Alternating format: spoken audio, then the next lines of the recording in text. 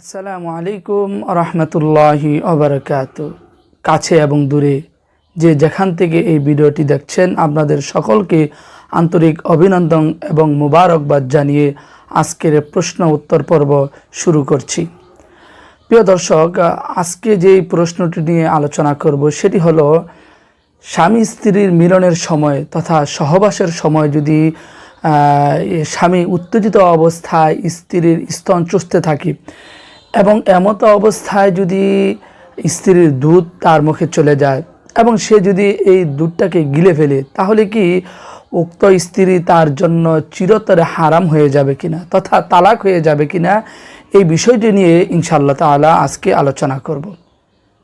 প্রিয় দর্শক, স্বামী স্ত্রীর মিলনের সময় স্বামী যদি উত্তেজিত অবস্থায় স্ত্রীর স্তন চুষতে থাকে এবং এমতো অবস্থায় যদি তার মুখে দুধ চলে যায় এবং সে যদি ইচ্ছাকৃতভাবে যদি এই দুধটাকে সে গিলে ফেলে, না ফেলে এই দুধটাকে গিলে ফেলে, তাহলে অবশ্যই এটি একটি গর্হিত কাজ, নাজায়েজ কাজ এবং একটি হারাম কাজ হওয়ার দরুন উক্ত ব্যক্তি গুনাহগার হবে।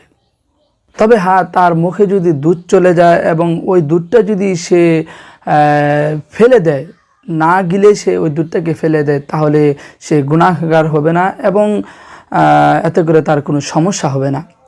তবে একটি কথা আমাদেরকে মনে রাখতে হবে যে কেউ যদি ইচ্ছাকৃতভাবেও যদি স্ত্রীর দুধ গিলে ফেলে খেয়ে ফেলে, তাতেও কিন্তু তার স্ত্রী তার জন্য অবৈধ হবে না তথা তালাক হবে না। কারণ শরীয়তে আল্লাহ পাক রব্বুল আলামিন কুরআনুল কারীমে যেই কথাটি বলেছেন, ওয়াল ওয়ালিদাতু ইরদি'না আওলাদাহুন্না হাওলাইনি কামিলাইনি লিমান আরাদা আন ইউতিম্মার রাদা।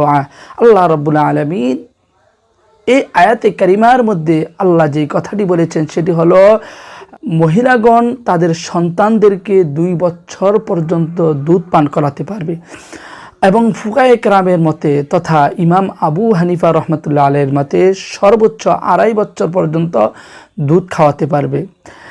সুতরাং এই 2.5 বছরের ভিতরে যদি কোনো ব্যক্তি কোনো মহিলার দুধ খায়, তাহলে দুধ সম্পর্ক স্থাপিত হয় এবং দুধ সম্পর্ক স্থাপিত হওয়া দরুন উক্ত মহিলা তার জন্য বিবাহ বন্ধনে থাকা হারাম হয়ে যায়। সুতরাং 2.5 বছরের ভিতরে যদি কেউ যদি কোনো মহিলার দুধ পান করে, তাহলে ওই মহিলার সাথে তার সব ধরনের বৈবাহিক সম্পর্ক হারাম হয়ে যায়।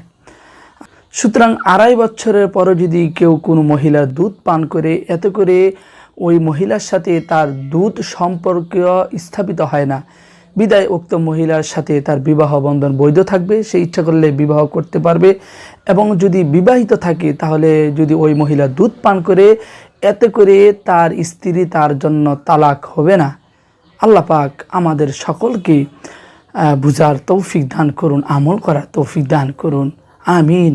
আখির দাওয়ানা আনিল হামদুলিল্লাহি রাব্বিল আলামিন। আসসালামু আলাইকুম ওয়া রাহমাতুল্লাহি ওয়া বারাকাতুহু।